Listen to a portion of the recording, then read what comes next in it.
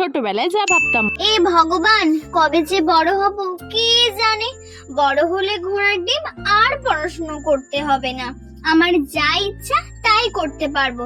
চাকরি করব আর অনেক টাকা ইনকাম করব, আর নিজের মন মতো জিনিস অর্ডার করব।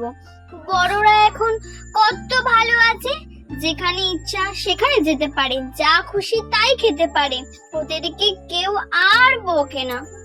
বড় হবার পর দূর বাবা, প্রতিদিন আর এই টেনশন ভালো লাগে না। ছোট ছিলাম, ভালো ছিলাম, কেন যে বড় হলাম কে জানে।